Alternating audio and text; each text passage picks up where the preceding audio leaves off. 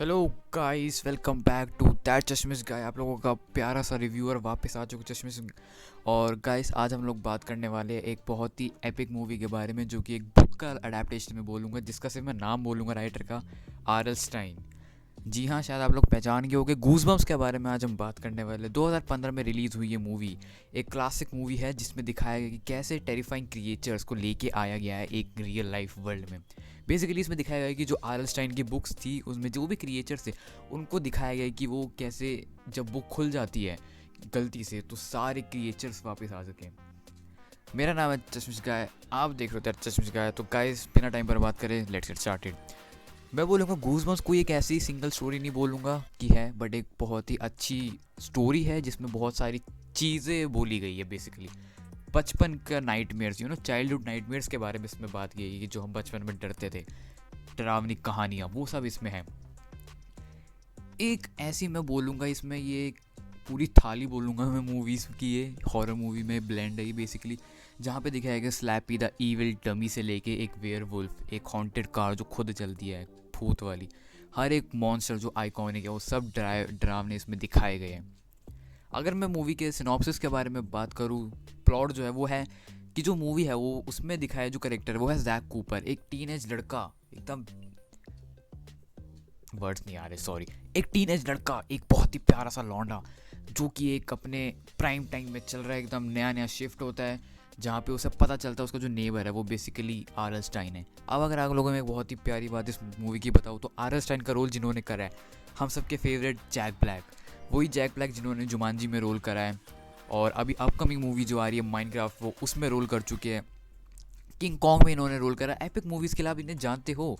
और सबसे famous movie Gulliver's travel, जिन लोगों ने मूवी देखी है, उसमें भी इन्होंने रोल करा, उसके मेन लीड है। बाकी स्टे ट्यून्ड, शायद मैं उसका भी रिव्यू ले आओ आप।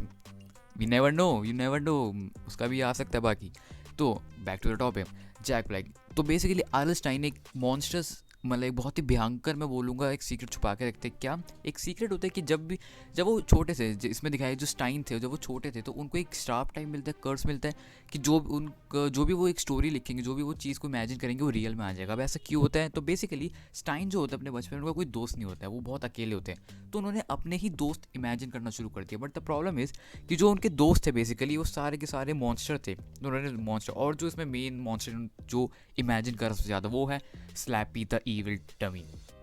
स्लैपी एक ऐसा है जो कि बेसिकली समझ लो इन सारे मॉन्स्टर्स का किंग मान लो, क्योंकि स्लैपी एक ऐसा दोस्त बन गया था आर.एल. स्टाइन का कि जिसके साथ वो अपना टाइम स्पेंड करते थे। बट जब वो बड़े हुए तो ये श्राप बन गया उनके साथ, और वो जहाँ जहाँ वो जाते थे वहाँ पे मॉन्स्टर्स आने लगे, तो they had to shift every time. तो स्टाइन की जो क्रिएशन है वो बेसिकली एक्सीडेंटली इस मूवी में दिखाया जाता है कि जब जो हमारा जैक होता है, और हमारा वन ऑफ द बेस्ट इसमें जो कैरेक्टर है चैम्प, ओ हो, क्या एक्टिंग करी है भाई। Champ is one of the best actor मैंने इस मूवी में जो लगा। बाकी मैं बोलूँगा चैम्प, जिन्होंने पोर्ट्रे करा गया है, चैम्प का रोल जिन्होंने पोर्ट्रे करा है, रैन री, ओ भाई, प्यारे एक्टर, क्या लाइक टीन एज में ये है। तो बेसिकली जैक और चैम्प जो होते हैं वो आर.एल. स्टाइन के घर पे जाते हैं, कुछ पता करने, कुछ नहीं बोलूँगा, बट वो एक पता करने जाते हैं। उन्हें क्योंकि आवाज़ आती है कि शायद उन्हें लगता है कि जो हाना है, जैक की बेटी, जैक क्या यार, कम, अरे यार, वो वन तो मेरे फेवरेट एक्ट्रेस में से बोलूँगा, तो उनका मतलब आर.एल. स्टाइन की जो बेटी है ना, वो प्रॉब्लम में होती है, तो वो अंडरग्राउंड बेसमेंट के थ्रू जाते हैं, बट पता चलता है कि वो वहाँ पे सेफ है। बट द प्रॉब्लम इज़, जब गलती से स्टाइन की बेटी यानी कि हैना और जैक और चैम्प गलती से वो उस एक बुक को खोल देते हैं, तो बस भाई केओस शुरू हो जाता है, क्योंकि वो खोल देते हैं एक स्नोमैन को, स्नोमैन इन द सेंस वो खोल देते एक एक मॉन्स्टर्स येटी टाइप स्नोमैन को, और जिस वजह से पूरी सिटी में ये सब कुछ तहलका मच जाते हैं। वो और जो हमारे आर.एल. स्टाइन होते हैं, इनका एक ऐसे डुओ बन जाते हैं दोनों का। और हाँ, हम लोग स्लैपी को कैसे भूल सकते हैं भाई, एक सिनिस्टर, एक सॉरी भाई, डमी नहीं बोलूँगा भाई, कुछ भरोसा नहीं है भाई, स्लैपी बुरा मान जाए, क्योंकि इसमें प्रॉब्लम होती है अगर कोई उसे डमी बोलता है, वो बस।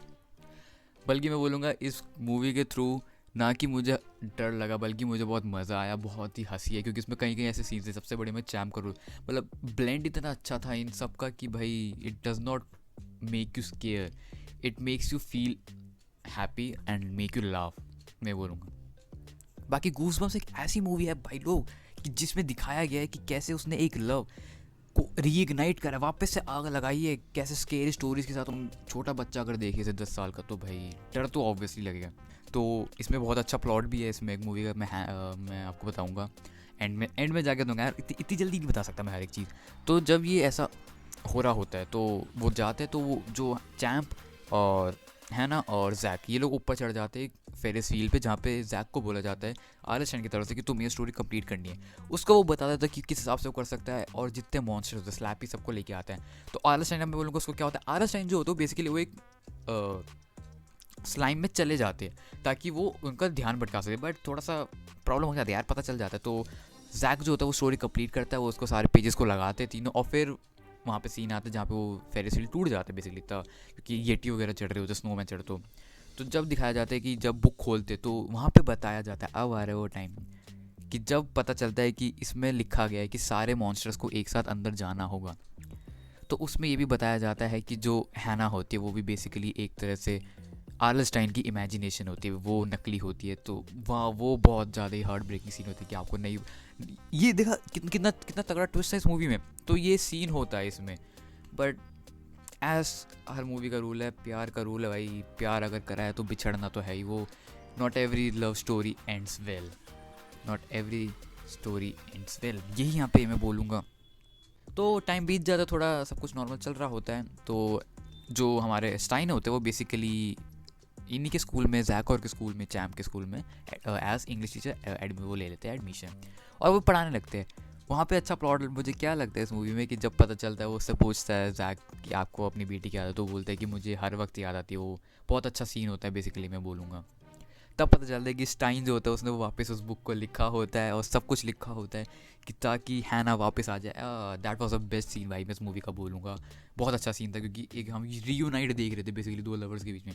और मैं बोलूँगा कि ये एक मेच्योर लव था, नॉट इमेच्योर। बहुत अच्छे से दिखाया गया है, पोर्ट्रे बहुत अच्छे से किया गया है। बेसिकली मूवी की स्टोरी लाइन बहुत प्यारी है। और वहीं पे फिर दिखाया जाता है कि जो हमारे स्टाइन होते हैं उस बुक को जला देते ताकि वो वापस से कभी जा ही ना पाए उसके अंदर उनकी बेटी। अब अगर मैं इसका थोड़ा एक फ़नी बात आप लोग को बताऊँ, फ़नी तो नहीं, एक मेन एंड में दिखाया जाता है कि जब स्टाइन स्कूल की तरफ से जा रहे होते तो लाइट बंद होती है, तो स्टाइन को थोड़ा नॉर्मल लगता है, बट वो जब जा रहे होते वो एक शेल्फ के थ्रू जाते हैं। इसमें दिखाया जाता है कि एक शेल्फ होता है जहाँ पे सबके ट्रॉफी सब कुछ रखे होते हैं, वहीं पे स्टाइन का टाइपराइटर रखा होता है। एकदम से टाइपराइटर से आवाज़ आती है, टाइप राइटिंग। स्टाइन वहीं रुकते हैं, वो वापस जाते हैं, वो देखते क्या है, तो एकदम से वो गौर से स्क्रीन उसकी तरफ देख रहे होते हैं टाइपराइटर के साथ।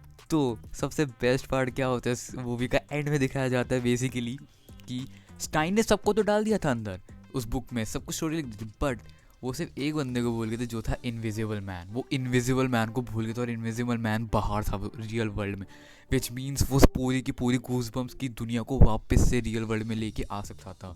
बाकी गाइस मैं यही बोलूँगा कि अगर आप अपने चाइल्डहुड के नाइटमेयर्स को वापस से रिविजिट करना चाहोगे तो मैं बोलूँगा, या फिर आप इसको पहली बार देख रहे हो, ये एक ऐसी टाइमलेस टेल मूवी में बोलूँगा कि आप इसे न्यूमरस टाइम देख सकते हो, ये कभी ख़त्म नहीं होगी मूवी। बाकी don't forget to like and subscribe and hit that notification for more deep dives guys. नई वीडियोस आती रहेगी ऐसी आपके फेवरेट मूवीज़ और एनिमे शोज सबके बारे में।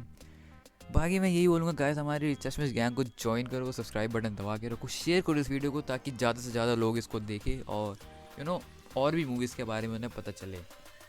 Until next time guys, stay pooky, thanks for watching and I'll see you in the next video. Goodbye.